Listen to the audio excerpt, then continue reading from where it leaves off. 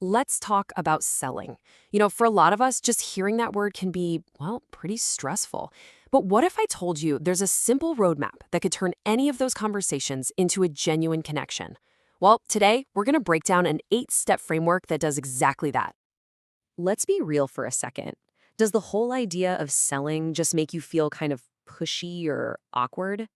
It's a super common feeling, right? That sense of discomfort for both you and the customer. But here's the thing, it really doesn't have to be that way at all.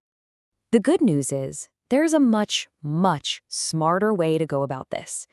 The goal isn't to apply pressure, it's to build a real partnership. And the framework that gets us there is called the Smart Sell process. Okay, so before we even get into the steps, we have to start with a fundamental mindset shift. This is the entire philosophy right here. You are not here to push a product. You are here to solve a problem. Seriously, that one single change is the key to everything else that follows. So what does Smart Sell actually stand for? Well, it's basically a promise. Simple, memorable, actionable, and result-driven.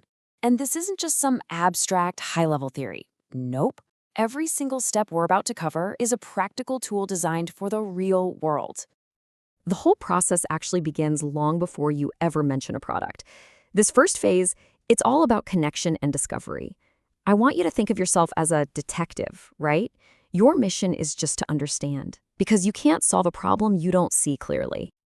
Okay, so it all kicks off with step 1, the introduction. And this is so much more than just saying hello. A genuine, warm greeting immediately lowers defenses. You're signaling that this is going to be a human conversation, which makes the customer feel welcome, not like they're a target. And check out how simple this can be. Hi, I'm May. May I know your name? Boom. By asking for their name, you've instantly made it personal. It's no longer some anonymous transaction. It's a real human interaction. That simple question is the first and easiest way to break the ice. So once the ice is broken, you move right into step 2, understanding their needs. This is where you pivot from introducing yourself to showing genuine curiosity about them.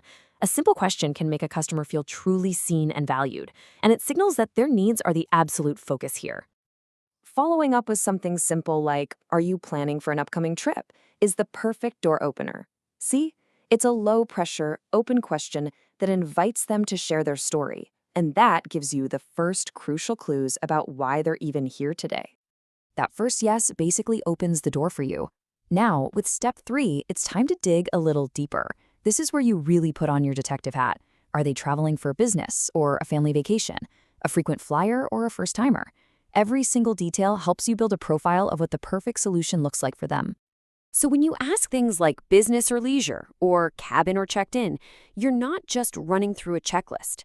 Each answer helps you narrow down the options, moving you away from just some generic recommendation and getting you closer to the perfect solution for this specific person's needs.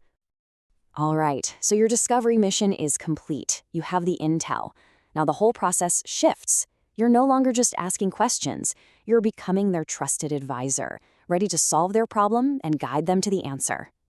Now for step 4, which is a fascinating and often overlooked psychological step, identifying the pain point.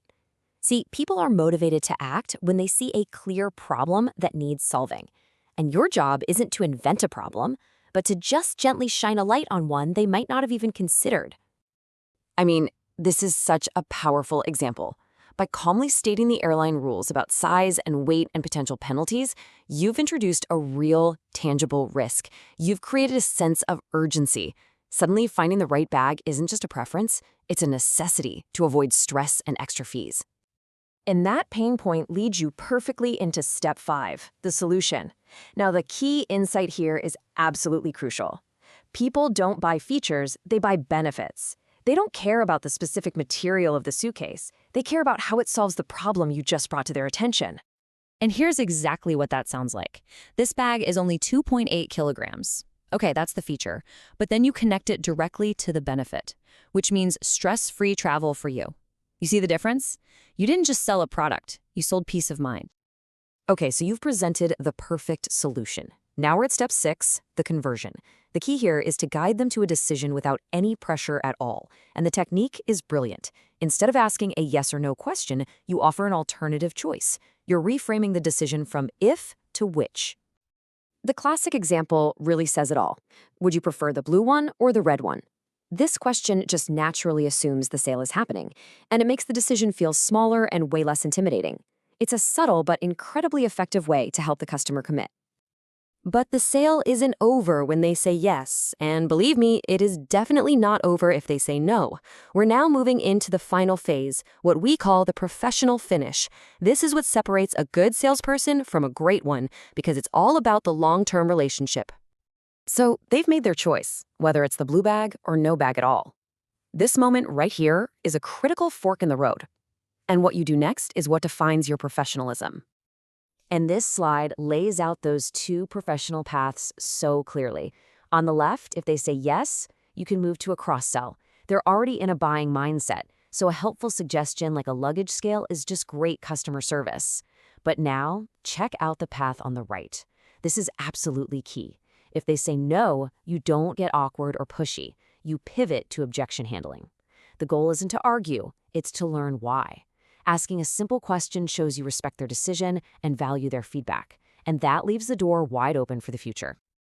And finally, no matter what path they took, you arrive at step 8, data collection. And let's be clear, this isn't about harvesting data, it's about solidifying the relationship you just started. Offering to register a warranty builds trust. Inviting them to a membership program gives them a real reason to come back. You're adding value, not just taking their information. So when you strip it all away, that entire 8-step process boils down to this core philosophy. First, you connect with a person. Then you discover their needs. You solve their problem, guide them to a close, and most importantly, you act in a way that helps you retain them for the long term. It just flows, one to the next.